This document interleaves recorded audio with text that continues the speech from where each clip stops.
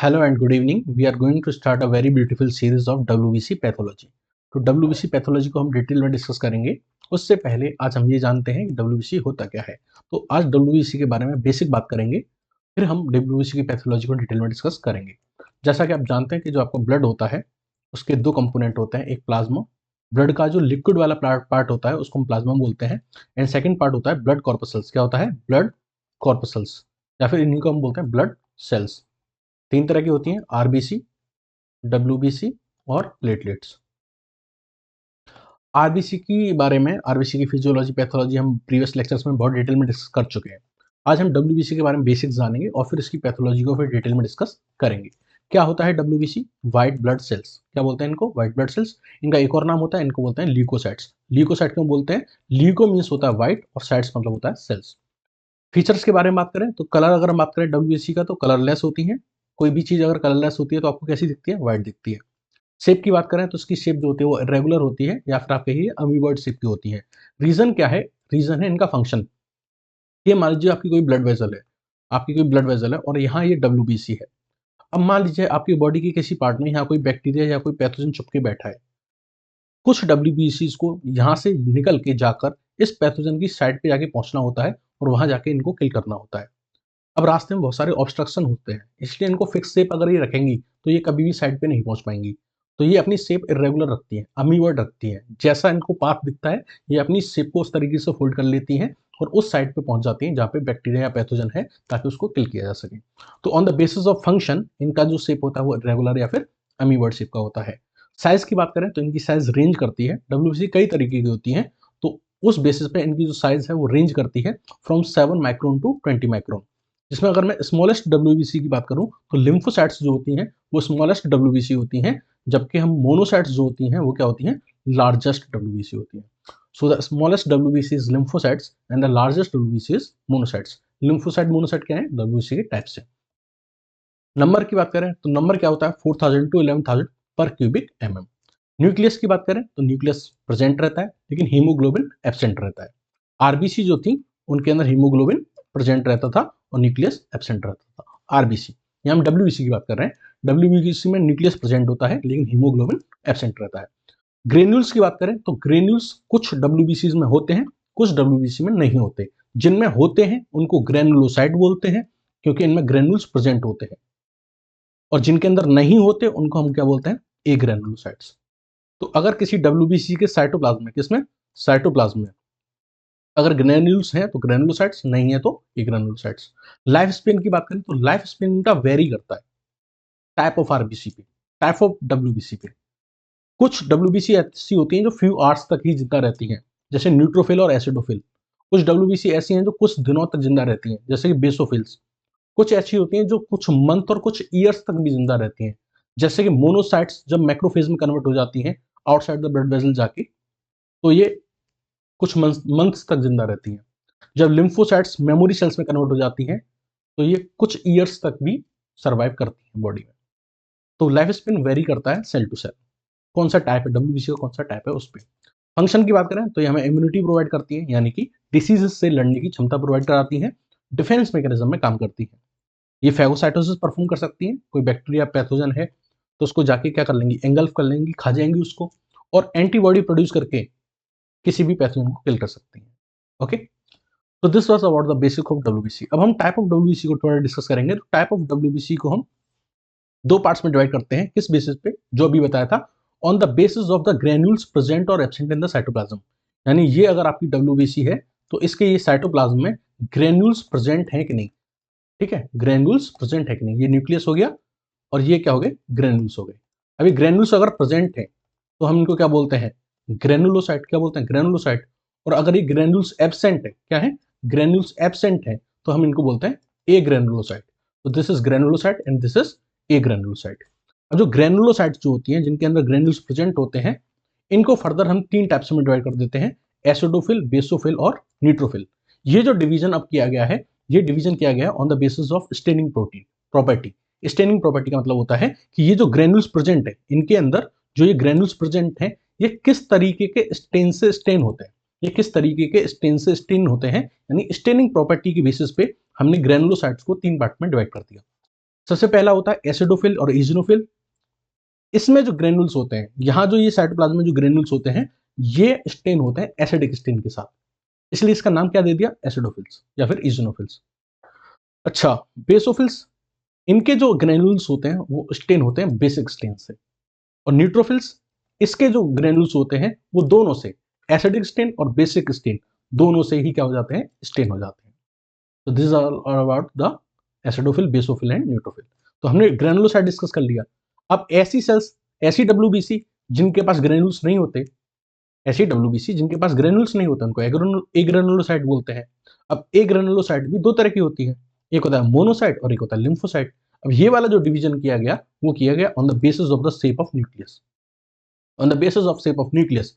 अगर nucleus kidney shape है, क्या है, न्यूक्लियस किडनी शेप है, तो हम इसको बोलते हैं मोनोसाइट। क्या बोलते हैं, मोनोसाइट। और अगर न्यूक्लियस राउंड है, कैसा है, राउंड है, तो हम इसको बोलते हैं lymphocyte. I repeat again, agranulocyte को शेप ऑफ न्यूक्लियस के बेसिस पे दो पार्ट में डिवाइड किया गया, मोनोसाइट और लिम्फोसाइट। मोनोसाइट में जो न्यूक्लियस होता है वो किडनी शेप होता है, और लिम्फोसाइट में जो न्यूक्लियस होता है वो राउंड शेप होता है। Is it clear to you? अब ये जो लिम्फोसाइट्स होती हैं, ये बेसिकली तीन तरह की होती हैं। कितनी तरह की होती हैं, तीन तरह की। टी लिम्फोसाइट, बी लिम्फोसाइट, और एक और होता है एन के सेल्स। क्या होता है, एन के सेल्स। इनको हम बोलते हैं natural killer sales, natural killer sales. और जो लिम्फोसाइट्स होती हैं वो तीन तरह की होती हैं, टी लिम्फोसाइट, बी लिम्फोसाइट और नेचुरल किलर सेल। जो टी लिम्फोसाइट्स होती हैं वो हमको सेल मीडिएटेड इम्यूनिटी प्रोवाइड कराती हैं।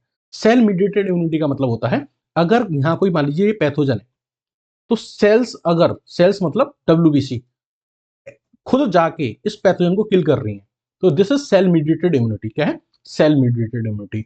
लेकिन अगर ऐसा होता है कि कोई डब्ल्यूबीसी एंटीबॉडी बना देती है, खुद नहीं जा रही है, एंटीबॉडी बना दे रही है, और ये एंटीबॉडी जाके इस पैथोजन को किल कर देती है, तो इसको बोलते हैं ह्यूमरल इम्यूनिटी। क्या बोलते हैं, ह्यूमरल इम्यूनिटी। तो जो बी लिम्फोसाइट्स होती हैं वो एंटीबॉडी मीडिएटेड होती हैं, ह्यूमरल इम्यूनिटी प्रोवाइड कराती हैं, यानी ये खुद नहीं जाती, ये एंटीबॉडी बना देती हैं, वो एंटीबॉडी जाके पैथोजन को किल करती हैं। टी लिम्फोसाइट्स में क्या होता है, सेल मीडिएटेड इम्यूनिटी प्रोवाइड कराती है, सेल्स जाती हैं और सेल खुद जाके पैथोजन को डिस्ट्रॉय करती है। तो ये हमने डिस्कस किया टाइप्स ऑफ डब्ल्यूबीसी। क्या डिस्कस किया, टाइप्स ऑफ डब्ल्यूबीसी। अब ये जितने तरह की भी डब्ल्यूबीसी हैं, चाहे वो ग्रेनुलोसाइट्स हों, एसिडोफिल, बेसोफिल और न्यूट्रोफिल, चाहे वो एग्रेनुलोसाइट्स हों, मोनोसाइट और लिम्फोसाइट, ये जितनी तरह की भी डब्ल्यूबीसी हैं, इनके फॉर्मेशन को क्या बोलते हैं, ल्यूकोपोइसिस। क्या बोलते हैं, ल्यूकोपोइसिस। अच्छा, अब इस ल्यूकोपोइसिस के बारे में जानते हैं कि कहाँ होता है। तो हमारी बॉडी में जितनी भी ब्लड सेल्स होती है, क्या होती है, हमारी बॉडी में जितनी भी ब्लड सेल्स होती हैं, चाहे वो आरबीसी हो, चाहे वो डब्ल्यूबीसी के सारे टाइप्स हों जितने भी होते हैं, चाहे वो प्लेटलेट्स हों, सारी की सारी ब्लड सेल्स जो होती हैं, इनका फॉर्मेशन कहाँ होता है, बोन मैरो में। कहाँ होता है, बोन मैरो में। क्योंकि बोन मैरो में कुछ सेल्स होती हैं जिनको हम बोलते हैं प्लूरिपोटेंट स्टेम सेल्स। ये जो प्लूरिपोटेंट स्टेम सेल्स होती हैं, ये बनाती हैं हमारे सारे तरह की ब्लड सेल्स को। ये प्लूरिपोटेंट स्टेम सेल्स जो होती हैं, ये डिवाइड करती हैं कॉमन लिम्फोइड सेल्स में और कॉमन माइलॉइड स्टेम सेल्स में। ये जो कॉमन लिम्फोइड सेल्स जो होती हैं, ये बनाती हैं लिम्फोसाइट्स। क्या बनाती हैं, लिम्फोसाइट्स। और लिम्फोसाइट्स के अलावा जितनी भी ब्लड सेल्स हैं, चाहे वो आरबीसी हो, चाहे वो प्लेटलेट्स हो, चाहे वो डब्ल्यूबीसी के टाइप्स हों, जिसमें एसिडोफिल आ गया, बेसोफिल आ गया, न्यूट्रोफिल आ गया और मोनोसाइट्स हो गई। लिम्फोसाइट्स तो ये बना देती हैं। लिम्फोसाइट के अलावा जितना भी बचा होता है, चाहे वो आरबीसी हो, प्लेटलेट्स हो, एसिडोफिल, बेसोफिल, न्यूट्रोफिल, मोनोसाइट, वो सब कौन बनाता है, कॉमन माइलॉइड स्टेम सेल्स। कौन, कॉमन माइलॉइड स्टेम सेल्स। आप क्या समझे, बोन मैरो में प्लूरिपोटेंट स्टेम सेल्स होती हैं, वो डिवाइड करके दो ग्रुप बनाती हैं, कॉमन लिम्फोइड स्टेम सेल्स और common myeloid stem cells. Common lymphoid cells stem cell lymphocytes बनाती है, कॉमन लिम्फोइड सेल्स लिम्फोसाइट्स बनाती हैं। कौन कौन सी lymphocytes, B lymphocytes, T lymphocytes और नेचुरल किलर सेल्स। तो जितने तरह की भी लिम्फोसाइट्स होती हैं, उनको कौन बनाता है, कॉमन लिम्फोइड सेल्स। बाकी की कौन बनाएगा, common myeloid cells, common myeloid stem cells. इनको भी देख लेते हैं। तो ये हम आगे प्लूरिपोटेंट स्टेम सेल्स, ये क्या कर रही है, डिवाइड करके बना रही है कॉमन लिम्फोइड स्टेम सेल्स और कॉमन माइलॉइड स्टेम सेल्स। जो लिम्फोइड स्टेम सेल्स होंगी वो क्या बनाएंगी, बताया था ना, सारी तरह की लिम्फोसाइट्स बनाएंगी, चाहे वो बी लिम्फोसाइट हो, चाहे टी लिम्फोसाइट्स हो, या नेचुरल किलर सेल हो। और ये जो प्लूरिपोटेंट स्टेम सेल्स डिवाइड करके क्या बनाती हैं, कॉमन माइलॉइड स्टेम सेल्स। ये बाकी की सारी आरबीसी बाकी सारी ब्लड सेल्स बनाएंगी, यानी कि लिम्फोसाइट्स तो ये बनाएगा और बाकी का सब ये बनाएगा। कैसे बनाएगा समझो। कॉमन माइलॉइड स्टेम सेल्स जो होती हैं, जब ये डिवाइड करती हैं तो ये बनाती हैं कॉलोनी फॉर्मिंग ब्लास्टोसाइट। क्या बनाती हैं? Colony forming blastocyte. ये जो कॉलोनी फॉर्मिंग ब्लास्टोसाइट जो होती हैं, ये क्या करती हैं? ये डिवाइड करके 3 ग्रुप बनाती हैं। 3 ग्रुप बनाती हैं। एक ग्रुप का नाम है CFUE, colony forming unit erythrocyte. एक ग्रुप का नाम है CFUGM, colony forming unit granulocyte monocyte. और एक ग्रुप का नाम है CFUM, colony forming unit megakaryocyte. जैसा आपको नाम से पता चल रहा होगा, ये वाला जो ग्रुप बनाया है colony forming unit erythrocytes, erythrocyte मतलब आरबीसी बनाएगा, तो आरबीसी बन गई। ठीक है। अच्छा, कॉलोनी फॉर्मिंग यूनिट मेगाकैरियोसाइट्स, आपको पता है प्लेटलेट्स बनाएगा, तो क्या बन गई? प्लेटलेट बन गई। अच्छा, अब देखो, लिम्फोसाइट्स यहां बन गई थी इस वाले ग्रुप से, इस वाले ग्रुप से लिम्फोसाइट्स यहां बन गई थी, आरबीसी ये बन गई और प्लेटलेट्स ये बन गई। अब कौन बचा? ग्रेनुलोसाइट्स और मोनोसाइट्स। तो उसको बनाता है ये वाला group, colony forming unit granulocyte monocyte. ये जब डिवाइड करती हैं तो ये 2 ग्रुप बनाती हैं। एक ग्रुप को बोलते हैं मोनोब्लास्ट और एक ग्रुप को बोलते हैं माइलोब्लास्ट। क्या बोलते हैं? माइलोब्लास्ट। ये दोनों आपको बहुत ध्यान से देखने हैं, मोनोब्लास्ट और माइलोब्लास्ट। कहां से बनते हैं? कॉलोनी फॉर्मिंग यूनिट ग्रेनुलो मोनोसाइट से, ग्रेनुलोसाइट मोनोसाइट से। ठीक है। ये जो मोनोब्लास्ट होती हैं, यही आगे चल के क्या बनाती हैं? मोनोसाइट्स बनाती हैं। क्या बनाती हैं? मोनोसाइट्स बनाती हैं। अब ये जो माइलोब्लास्ट है, इन पे आपका पूरा ध्यान रहना चाहिए। ये जो माइलोब्लास्ट है, ये जो माइलोब्लास्ट है, ये डिवाइड करके बनाती हैं प्री माइलोसाइट्स। क्या बनाती हैं? Pre माइलोसाइट्स। Pre माइलोसाइट्स, I repeat again, ध्यान रखना। ये जो माइलोब्लास्ट सेल्स होती हैं, ये डिवाइड करके क्या बनाती हैं? प्री माइलोसाइट्स बनाती हैं। और ये जो प्री माइलोसाइट्स होती हैं, ये डिवाइड करके बनाती हैं माइलोसाइट्स। प्री माइलोसाइट्स से माइलोसाइट्स, प्री माइलोसाइट्स से माइलोसाइट्स। तो ये जो प्री माइलोसाइट्स होती हैं, ये डिवाइड करके क्या बनाती हैं? माइलोसाइट्स बनाती हैं। ध्यान रखना, ध्यान रखना, ये जो माइलोसाइट्स होती हैं, यही डिसाइड करती हैं कि न्यूट्रोफिल बनेगा, बेसोफिल बनेगा या फिर एसिडोफिल बनेगा। न्यूट्रोफिल बनेगा, इजिनोफिल बनेगा या फिर बेसोफिल बनेगा। ये कौन डिसाइड करता है? ये माइलोसाइट्स डिसाइड करती हैं। तो अगर न्यूट्रोफिल बन रहा है तो ये कौन सी माइलोसाइट है? न्यूट्रोफिल माइलोसाइट है। अगर इजनोफिल बन रहा है तो ये कौन सी मायोसाइट है? इजनोफिल मायोसाइट है। अगर बेसोफिल बन रहा है तो ये कौन सी मायोसाइट है? बेसोफिल मायोसाइट है। मायोसाइट डिसाइड, मायोसाइट डिसाइड क्या बनेगा? एसिडोफिल बनेगा, बेसोफिल बनेगा या फिर न्यूट्रोफिल बनेगा। इतनी बात क्लियर होगी आपको? इतनी बात क्लियर होगी। तो हम बेसिकली क्या पढ़ रहे हैं? माइलोपोइसिस। क्या पढ़ रहे हैं? माइलोपोइसिस। मतलब माइलोसाइट डिसाइड करेगी कि क्या बनेगा, न्यूट्रोफिल बनेगा, बेसोफिल बनेगा या फिर इजनोफिल बनेगा या फिर ये कह दो कि एसिडोफिल बनेगा। कौन डिसाइड करेगा? माइलोसाइट से डिसाइड करती है। देख के आ रहे हो ना ऊपर से? दिस माइलोसाइट, दिस माइलोसाइट विल डिसाइड क्या बनेगा, न्यूट्रोफिल बनेगा, बेसोफिल बनेगा या फिर इजनोफिल बनेगा। बात समझ में आ रही है? ओके, देख लेते हैं कैसे। तो ये हमारी माइलोब्लास्ट सेल की कौन सी? माइलोब्लास्ट। माइलोब्लास्ट सेल की पहचान क्या होती है कि इनके पास क्या होती है? इस तरीके की और रॉड्स होती हैं। क्या होती हैं? और रॉड्स, AUERRODS। क्या होते हैं? और रॉड्स क्या होती हैं? ये लाइजोसोमल कंपोनेंट से बनी होती हैं। किससे? लाइजोसोमल कंपोनेंट से मिलकर बनी होती हैं और रॉड्स। और रॉड्स किसकी कैरेक्टरिस्टिक है? माइलोब्लास्ट सेल की। तो कहानी हम कहां से देख रहे हैं? कहानी हम देख रहे हैं यहां से, जो मैंने स्टार बनाए हुए हैं, स्टार बनाए हुए हैं यहां से। माइलोब्लास्ट ब्लास्ट से हमारी कहानी स्टार्ट हो रही है। अच्छा, माइलोब्लास्ट डिवाइड करती है तो क्या बनाती है? प्री माइलोसाइट। और प्री माइलोसाइट डिवाइड करती है तो क्या बनाती है? माइलोसाइट। ठीक है, तो देखते हैं। माइलोब्लास्ट, इनके पास और रॉड सेल्स होती हैं और रॉड्स होती हैं। क्या होती है? और रॉड्स होती हैं। अच्छा, ये डिवाइड करती हैं तो क्या बनाती हैं? प्री माइलोसाइट्स। क्या बनाती हैं? प्री माइलोसाइट्स। प्री माइलोसाइट्स की पहचान होती है क्या? कि इनके पास एक लार्ज न्यूक्लियस होता है और ये सेल्स भी क्या अच्छी होती हैं? बिगेस्ट होती हैं। अब तक का जो सेल साइज था उसमें से सबसे ज्यादा बिगेस्ट सेल साइज किसका होता है? प्री माइलोसाइट्स का होता है। किसका होता है? प्री माइलोसाइट्स का होता है। प्री माइलोसाइट्स जब डिवाइड करती हैं तो क्या बनाती हैं? माइलोसाइट्स। क्या बनाती हैं? माइलोसाइट्स। माइलोसाइट्स की खास बात क्या होती है? इनका जो न्यूक्लियस होता है वो कैसा होता है? डी शेप होता है। कैसा होता है? डी शेप होता है। तो हमने क्या बताया? माइलोब्लास्ट डिवाइड करेंगी तो प्री माइलोसाइट, प्री माइलोसाइट डिवाइड करेंगी तो माइलोसाइट। और ये माइलोसाइट डिसाइड करेंगी, ये डिसाइड करेंगी कि एसिडोफिल बनेगा, बेसोफिल बनेगा या न्यूट्रोफिल बनेगा। यही बात तो हो रही है। माइलोब्लास्ट, प्री माइलोसाइट और माइलोसाइट। क्लियर है यहां तक? ओके। अच्छा, अब ये जो माइलोसाइट है ये डिवाइड करके बनाती है मेटामाइलोसाइट। क्या बनाती है? मेटामाइलोसाइट। मेटामाइलोसाइट की पहचान कैसी होगी? इनका जो न्यूक्लियस होगा वो थोड़ा सा किडनी शेप होगा, या फिर आप कह दोगे एम शेप्ड न्यूक्लियस होगा। एम शेप्ड न्यूक्लियस होगा। ये जो मेटामाइलोसाइट्स होती हैं ये फिर कन्वर्ट होती हैं किसमें? बैंड या फिर स्टेप फॉर्म में। बैंड या फिर स्टॉप फॉर्म में।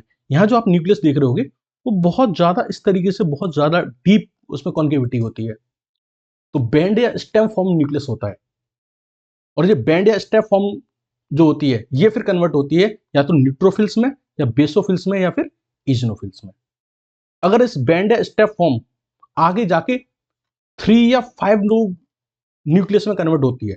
ये जो आपको जो दिख रहा है इसमें, ये जो दिख रहा है ये क्या है? न्यूक्लियस है। वो इस फॉर्म में अभी बैंड या स्टेप फॉर्म में। अगर ये न्यूक्लियस 3 या 5 लोब्स में जाके डिवाइड हो जाता है तो ये न्यूट्रोफिल है। बात समझ में आ रही है? अगर ये 3 लोब में जाके डिवाइड होता है तो ये बेसोफिल है, और ये 2 लोब में जाके डिवाइड होता है तो ये इजनोफिल है या फिर एसिडोफिल है।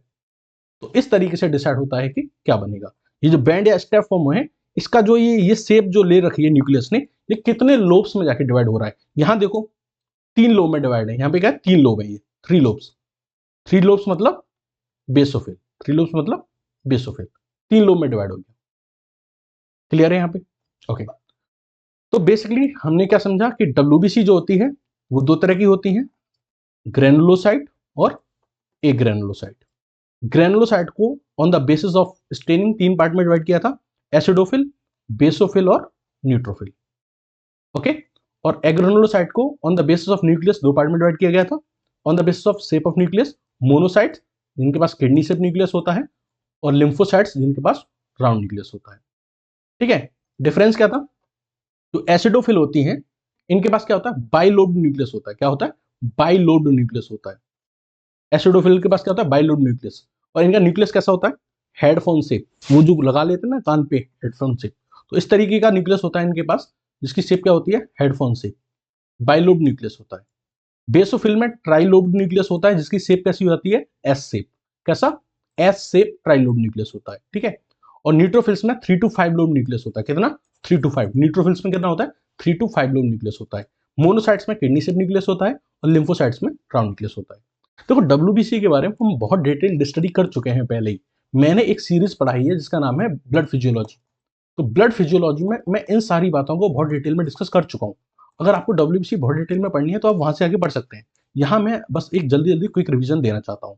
तो ये सारा जो डेटा है कि उनका नंबर कितना होता है, डायमीटर कितना होता है, लाइफ स्पेन कितना होता है, स्टेनिंग कैसे करते हैं, वो सब आप यहाँ से एक बार रिकॉल कर सकते हैं। या फिर अगर आपको डिटेल में पढ़ना हो तो आप ब्लड फिजियोलॉजी वाली यूनिट में जाके पढ़ सकते हैं। जो इंपॉर्टेंट बात है वो मैं आपको बताना चाहता हूँ कि अगर मान लो कोई पर्सन आपको अपनी सीबीसी रिपोर्ट ला देता है, और सीबीसी रिपोर्ट में आपको ये सारी चीजें दिखती हैं, वहां आपको acidophil, basophil, neutrophil, monocytes, lymphocyte दिखती हैं, तो आप वहां से क्या कंक्लूजन ड्रॉ कर सकते हैं, क्लिनिकल क्या इनकी इंपॉर्टेंस है वो समझते हैं। तो अगर किसी पर्सन के अंदर एसिडोफिल ज्यादा है, क्या है? एसिडोफिल ज्यादा है या इजनोफिल ज्यादा है, तो आप ये सस्पेक्ट कर सकते हैं कि वो केस किसका हो सकता है? या तो एलर्जी कंडीशन का हो सकता है या फिर पैरासिटिक इन्फेक्शन का होता है। क्योंकि एलर्जी कंडीशन और पैरासिटिक इन्फेक्शन में क्या होता है? एसिडोफिल का जो काउंट है वो बढ़ जाता है। एसिडोफिल्स का काउंट क्या हो जाता है? बढ़ जाता है। वहीं अगर मान लीजिए आपको एक रिपोर्ट देखने को मिलती है और उसमें बेसोफिल का काउंट बढ़ जाता है। किसमें? बेसोफिल का काउंट बढ़ जाता है। तो अगर बेसोफिल का काउंट बढ़ा हुआ है तो इसका मतलब ये है कि उस पर्सन के अंदर या तो सीएमएल हो सकता है या फिर पीवी हो सकता है। सीएमएल मतलब क्रोनिक माइलोजीनस ल्यूकेमिया, पीवी मतलब पॉलीसाइथेमिया वेरा। दोनों ही क्या है? कैंसर है। इसमें क्या होता है? आरबीसी एबनॉर्मली इंक्रीज कर जाती है। बोन मैरो का कैंसर है, आरबीसी एबनॉर्मली इंक्रीज कर जाती है। और इसमें क्या होता है? डब्ल्यूबीसी एबनॉर्मली इंक्रीज कर जाती है। दोनों क्या है? ब्लड कैंसर है। उनमें आपको बेसोफिल का काउंट बढ़ा हुआ मिलता है। बात करें न्यूट्रोफिल, न्यूट्रोफिल कहां बढ़ी हुई मिलती है? जहां एक्यूट इन्फ्लेमेशन होता है या जहां बैक्टीरियल इन्फेक्शन होता है। एक्यूट इन्फ्लेमेशन और बैक्टीरियल इन्फेक्शन के केस में आपको न्यूट्रोफिल का जो काउंट है वो क्या मिलेगा? बढ़ा हुआ मिलेगा, इंक्रीज मिलेगा। वहीं बात करें मोनोसाइट अगर किसी केस में बढ़ी हुई है, तो मोनोसाइट बढ़ी हुई मिलती है मलेरिया में। किसमें? अगर कोई मलेरिया का पेशेंट है तो उसमें मोनोसाइट आपको इंक्रीज देखने को मिलेंगी। साथ ही साथ जेएमएमएल और सीएमएमएल, इसमें भी मोनोसाइट बढ़ी हुई मिलती है। जेएमएमएल क्या होता है? जुवेनाइल माइलो मोनोसिटिक ल्यूकेमिया, एक तरह का कैंसर होता है। ठीक है। बोन मैरो कैंसर होता है। सीएमएमएल क्रोनिक माइलो मोनोसाइटिक ल्यूकेमिया, ऊपर वाला चिल्ड्रंस में होता है, नीचे वाला एडल्ट्स में होता है। दोनों क्या है? बोन मैरो कैंसर है, ठीक है। दो इनमें क्या होता है, मोनोसाइट का जो काउंट है वो इंक्रीज देखने को मिलता है। Last is lymphocytes. लिम्फोसाइट्स आपको कहाँ इंक्रीज देखने को मिलेंगी, बहुत इंपॉर्टेंट है, ध्यान से सुनना। लिम्फोसाइट आपको वहां इंक्रीज देखने को मिलेंगी जहां आपको वायरल इन्फेक्शन होगा। अगर वायरल इन्फेक्शन का पेशेंट है तो क्या होगा, उसके अंदर लिम्फोसाइट बढ़ी हुई मिलेंगी। साथ ही साथ में अगर कोई क्रोनिक इन्फ्लेमेशन है, क्या है, क्रोनिक इन्फ्लेमेशन है, या फिर किसी पर्सन को टीबी है, तो वहां भी आपको क्या देखने को मिलेगा, लिम्फोसाइट्स देखने को मिलेंगी। एक एक्यूट डिसीज है जिसमें लिम्फोसाइट बढ़ी हुई मिलती है, वो आपको जरूर याद रखना है, टाइफाइड। अगर किसी को टाइफाइड हुआ है तो उसके अंदर भी लिम्फोसाइट काउंट जो है वो आपको इंक्रीज देखने को मिलेगा, ठीक है। बाकी अगर आपको ये डिटेल में पढ़ना है तो आप ब्लड फिजियोलॉजी वाली यूनिट में जाके देख के पढ़ लीजिएगा, ठीक है।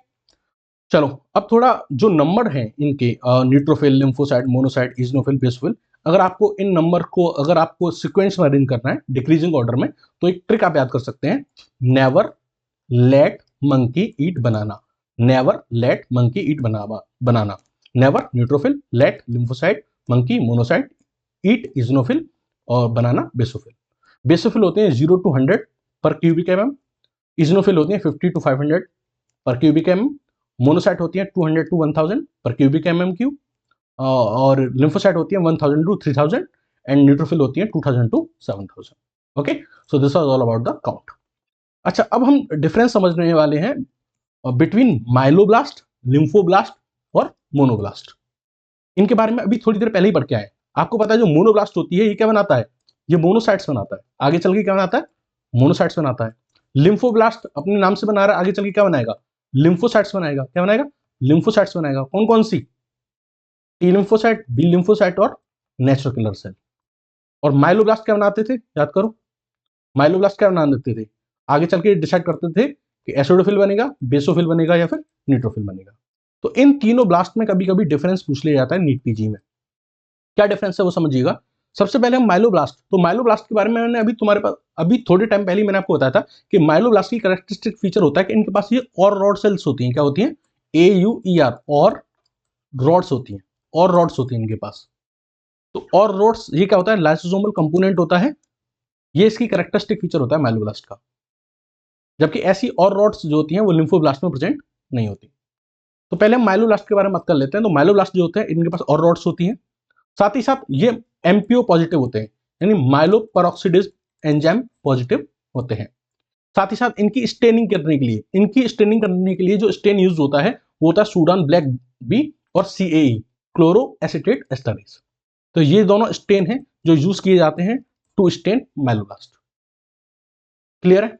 अगर लिम्फोब्लास्ट की बात करें तो इन दोनों में कंपैरिजन करें तो यहाँ पे और रॉड्स नहीं होती है, नो और रॉड्स। यहाँ जो स्टेन होता है उसका नाम है पास स्टेन। स्टेन का नाम क्या है, पास स्टेन। अब ये पास स्टेन जो होता है ये पूरी की पूरी सेल को कलर नहीं करता है, मतलब पूरी की पूरी सेल पिंक नहीं होती है इसमें। इसमें क्या होता है, कुछ कंपोनेंट डॉट की फॉर्म में पिंक होते हैं, तो इसलिए हम इसको बोलते हैं ब्लॉक पॉजिटिविटी या फिर डॉट ब्लॉट पॉजिटिविटी।